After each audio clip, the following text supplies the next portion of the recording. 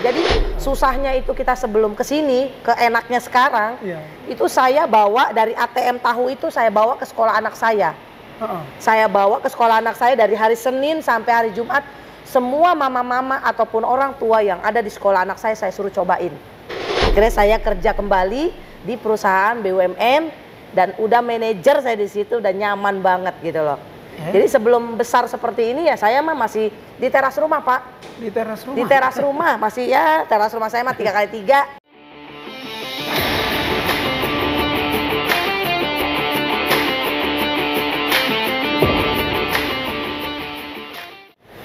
Sahabatku, kembali pagi ini kita akan berbincang-bincang dengan salah seorang entrepreneur, pengusaha yang usahanya sekarang sudah luar biasa besar, yang berawal dari usaha kecil.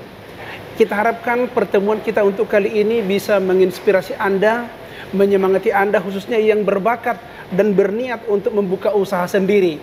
Dan juga bisa nanti bekerja sama dengan beliau ini. Saya sendiri sangat terinspirasi setelah mengenal bagaimana perjuangan beliau untuk memulai usaha ini hingga besar sampai sekarang. Dan banyak mendapatkan penghargaan dari tingkat nasional, dari petinggi-petinggi di negara ini. Kita perkenalkan hari ini adalah sahabat kita, inspirator kita di dalam berbisnis, di dalam berusaha. Ini dia, yaitu Ibu Rosi. Halo Pak, terima kasih sudah datang ke Geraha Taisi kami. Terima kasih Bu ya, kami sudah diberi kesempatan juga untuk berkunjung ke sini. Sama-sama Pak. Ini sahabatku adalah seorang entrepreneur atau pengusaha tahu isi. Ya namanya adalah Ibu Rosi. Tapi jelasnya kita mau dengar dulu. Sebagusnya Ibu ini akan memperkenalkan diri sama kita sehingga kita juga semakin kenal, semakin tahu bagaimana perjalanan karir dia ini. Ya silakan Ibu diperkenalkan dulu namanya kepada pemirsa kita. Ya, halo sahabat Sortaman, perkenalkan nama saya Rosi Pakpahan. Saya adalah owner dari Tahu Jelto Taisi, di mana saya adalah usaha yang mengguluti tentang bagaimana tahu itu bisa menjadi gorengan yang kekinian disukai oleh banyak kalangan. Iya, jadi itu dia. Rupanya ibu ini adalah Ibu Rosi. Dari namanya itu kayaknya ibu ini adalah orang Batak ya. Ada pakpahannya. Tapi beliau ini bukan orang sembarangan. Beliau ini sebenarnya punya latar belakang di perbankan, begitu ya Bu ya? Betul Pak. Tadinya sudah sempat mendapat jabatan apa di perbankan gitu? Kalau saat ini memang kalau feedback ke belakang sebelum saya jadi pengusaha ataupun sebagai ibu rumah tangga, saya itu backgroundnya itu sastra Jepang Pak. S1 sastra Jepang. Sastra Jepang? Ya, iya? Tapi kerja saya itu ada di bagian perbankan. Gitu. Jadi nggak matching ya sama sekarang matching. Jadi pedagang gorengan kan. Tapi udah sempat di bank gitu ya? Iya. Dan pada saat itu bagaimana karirnya di bank? Kalau untuk di karir di bank sebenarnya udah nyaman banget. Udah nyaman. Tiap bulan udah dapat gaji, ya kan? Udah dapat bonus, ya kan? Kasarnya ya sampai dibilang keluarga bilang kamu itu udah enak kerja itu udah tiap bulan dapat gaji, kenapa mau keluar dan pengen jadi pedagang gorengan ini gitu loh. Emangnya nggak sayang gitu. Ya sayang nggak sayang tapi harus kita jalanin seperti itu ya. Jadi rupanya tokoh kita untuk kali ini rupanya sudah sempat menjadi karyawan di bank dan posisi yang mapan sebagai manajer saya lihat ya. Iya. Kemudian betul. Dia itu berhasrat meninggalkannya dan memulai bisnis tahu gorengan. Jadi sangat sangat unik ya. Barangkali di antara sahabatku semuanya tidak ada orang yang mau berniat seperti ini. Sehingga perlu kita kulik dulu ini bagaimana ceritanya begitu. Dan dia ternyata tidak salah pilih dan tidak menyesal meninggalkan karyawan manajer di bank dan sekarang menjadi tukang tahu isi. Ya, kita lihat dulu. Ini bagaimana dulu awalnya? Kenapa sampai nekat atau bersedia meninggalkan yang namanya sudah bekerja mapan di bank, tapi beralih kepada tahu ini? Bagaimana ceritanya? Iya, kalau untuk sebenarnya sih kalau pengennya sih jadi orang yang nyaman ya Pak. Cuman kan kita kan harus ini kan perut nggak bisa ditahan juga, tiap hari harus kita masukin terus kan, harus kita olah juga. Jadi memang awalnya sih sebenarnya kepepet sih, ya kan, faktor kepepet untuk menjadi pengusaha ini. sebelum saya nyaman di bisnis usaha tahu Jelto Taisi ini, tahu gorengan ini, saya udah pernah nyoba yang namanya 5 usaha, 5 bisnis usaha, tapi semuanya itu apa namanya bangkrut semuanya. Iya, gulung tikar semua. Uang juga udah habis, modal juga udah habis, seperti itu. Jadi memang sebelum saya menemukan tahu Jelto Taisi ini, dari 5 bisnis saya ini, ya saya coba-coba trial di rumah. Dan saya juga waktu kuliah saya pernah juga bikin yang namanya kamus bahasa Jepang, seperti itu. Udah ada niat untuk menjadi pengusaha sebenarnya. Ya, terus saya juga pernah yang namanya jualan sepatu di Blok M, Pak. Emperan yang dekat Blok M, itu saya pernah. Saya pernah juga jadi bisnis ATK, punya usaha ATK. Tapi kan kalau kita pikir-pikir ATK nggak tiap hari pakainya. Tunggu habis dulu baru beli kan. Tapi kan kalau soal perut tiap hari harus beli, seperti itu. Terus saya juga pernah yang namanya bisnis aksesoris handphone. Oh iya. Aksesoris handphone juga pernah. Tapi yang terakhir kita juga pernah yang namanya ngambil franchise, ngambil bisnis orang. Ya. Tapi di satu sisi bahan bakunya sulit. Mereka tidak bisa menyediakan bahan baku yang saya inginkan. Makanya di situ yang saya sesalkan. Kita udah pengen punya bisnis, di mana bisnis yang saya pakai sekarang ini, yang terakhir sebelum tahu, dia bahan bakunya tidak bisa menyediakan buat kita. Akhirnya bangkrut semuanya. Akhirnya saya kerja kembali di perusahaan BUMN dan udah manajer saya di situ dan nyaman banget gitu loh. Jadi sebelum besar seperti ini ya saya mah masih di teras rumah, Pak. Di teras rumah? Di teras rumah, masih ya teras rumah saya mah 3x3 gitu kan. Jadi memang awalnya cuma 3 karyawan saya punya. Saya dengan suami jadi cuma 5 awalnya. Nah sampai sekarang pun orang yang ikut saya dari mulai tahu ini itu masih ada, orangnya masih ada di sini. Awal ya? Iya. Ya. Jadi masih merintis saya di tahu ataupun dari sebelum saya bisnis di tahu. Terakhir saya jualan gorengan jamur. Itu jamur dulu di 2020 itu sulit sekali. Sampai ketemu di 2011 itu saya tidak menemukan yang namanya usaha ataupun pengelola budidaya jamur. Kalau sekarang udah merajalela jamurnya seperti itu. Tapi kan sayanya udah nggak ada modal lagi untuk berbisnis seperti itu. Akhirnya saya beralih dengan ketemulah namanya gorengan tahu. Karena saya berpikir waktu saya kerja di perbankan, setiap jam 3 sore saya selalu nyuruh OB untuk beli tuh gorengan. Beli dulu nih gorengan 50.000 untuk kita bisa makan bareng-bareng setiap jam 3 di kantor. Jadi kita berpikir kayaknya jualan gorengan nggak kenal batas gitu loh, nggak kenal musim kan gitu loh, dan oke juga gitu loh. Kita lihat akhirnya nemu nih di suatu tempat yang namanya gorengan dulu masih zamannya 2012 itu ada jualan gorengan yang mungkin tahu pedes itu memang lagi viral banget gitu loh, memang lagi up banget itunya. Lagi peminatnya kan. Di situ saya mulai berpikir, saya dengan suami kita bawa itu yang namanya ada nggak jauh dari kita, saya presentasi dengan orang, Pak, tiap hari itu. Kenapa saya kepingin, kita udah coba 5 ternyata bangkrut. Akhirnya saya berusaha untuk kerja kembali di perbankan.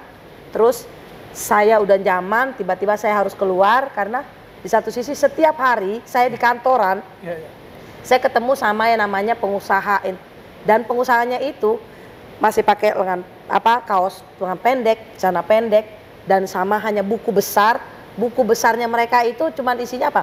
Uang lembaran uang dari 100.000, 50.000, 20.000, 5.000, 10.000. Itu kayaknya kok waktu enak banget ya, mereka yang ngatur gitu loh. Kalau saya di perbankan, saya itu kerja di kantoran, saya harus jam 6 berangkat, ninggalin anak saya masih tidur, saya titipin ke rumah mama, ya kan?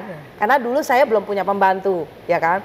Saya titipin ke rumah mama, masih dalam kondisi tidur. Pulangnya kondisi anak saya masih tidur.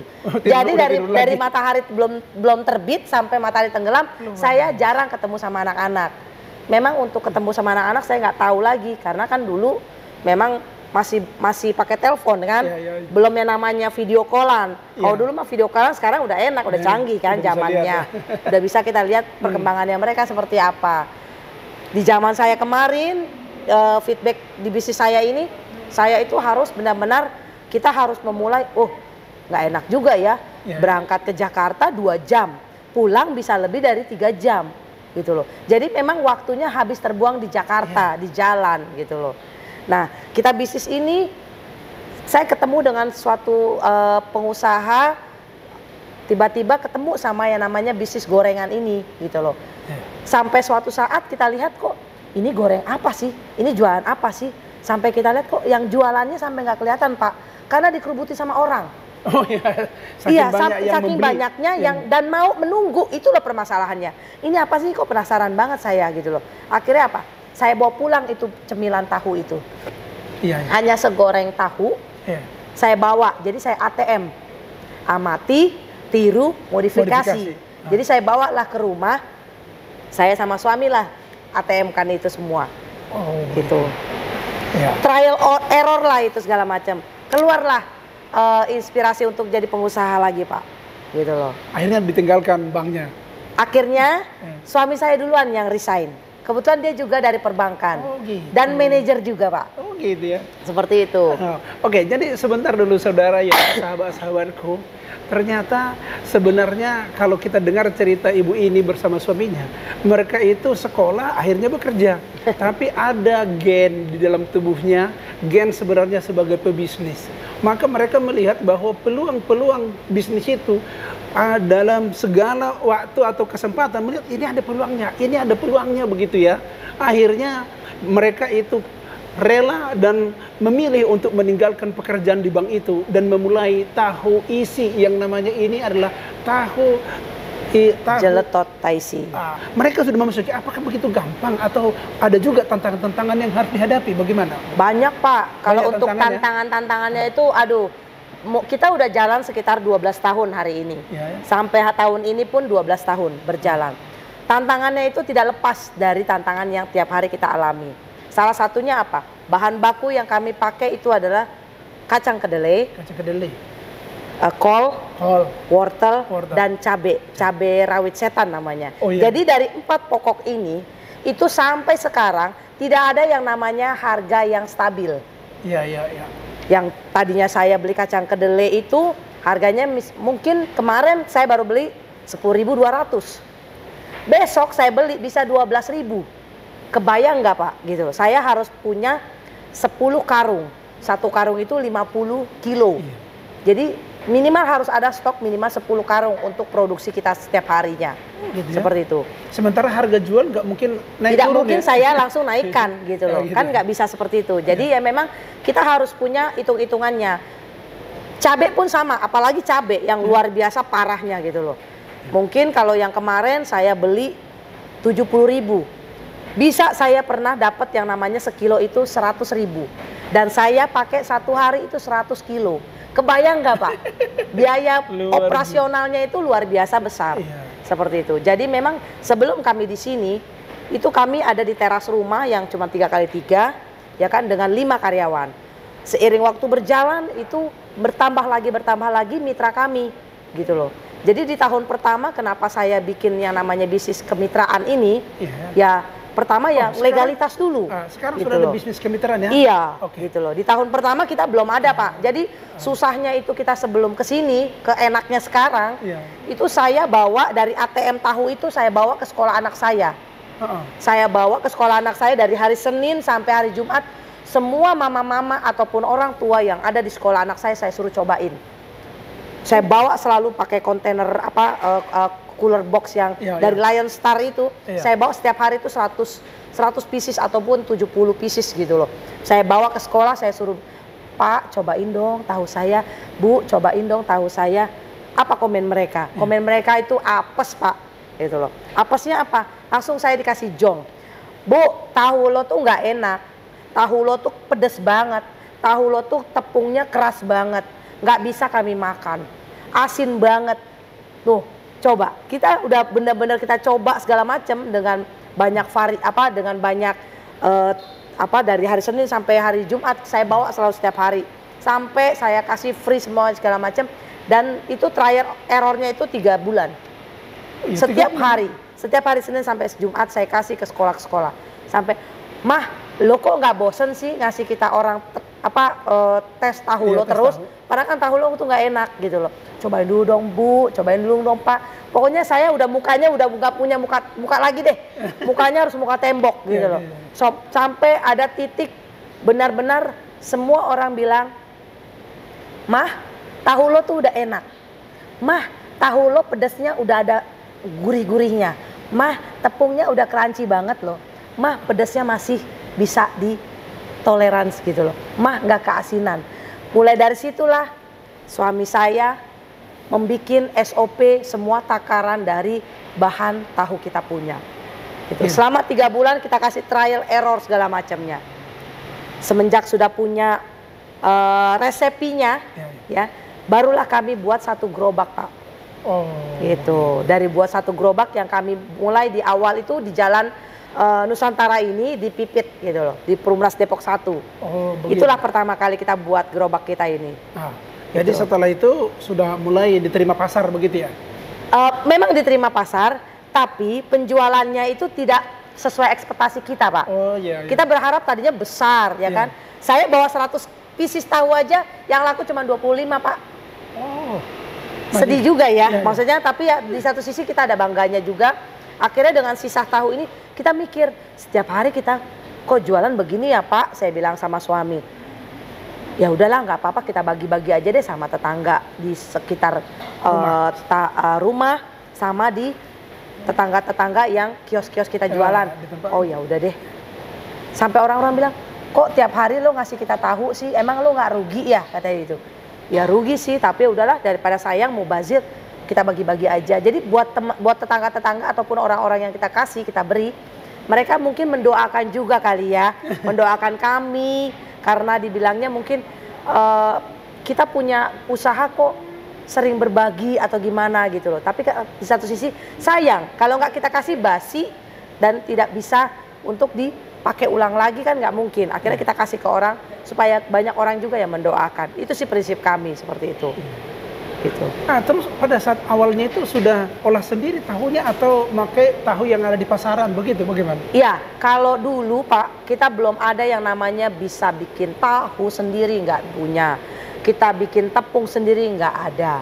Jadi semuanya itu melalui orang. Saya punya vendor yang pembuatan tahu yang harus speknya sama seperti punya kami. Seperti kami cari se-Depok, se-Bogor, nemulah satu orang yang memang kita percayai yang tidak pakai bahan pengawet sama sekali. Itu yang kita cari. Makanya tahu saya ini cuman bisa bertahan 1 kali 24 jam. Di awal 2012 itu saya cuma punyanya 1 outlet. Tapi begitu kita buka ini ternyata modalnya itu kita awalnya itu kita nggak punya modal lagi Pak. Benar-benar nggak punya modal karena saya mantan karyawan di BUMN, saya deketin nih mantan bos saya untuk minta modal sebenarnya, modal usaha. Kemarin saya punya itu sampai sekarang kalau di rumah saya masih ada yang namanya Suprafit, motor Suprafit kami, yang kami museumkan lah sebenarnya, yang memang kami masih ada selalu di rumah. Itu ini apa ya?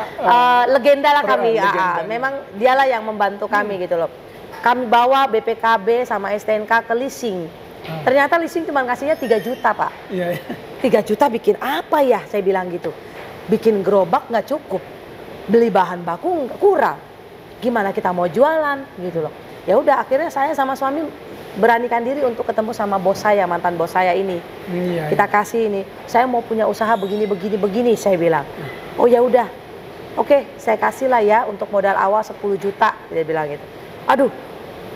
Kami bersyukur banget, kami berterima kasih banget sama bos kami ini yang ngebantu saya ini.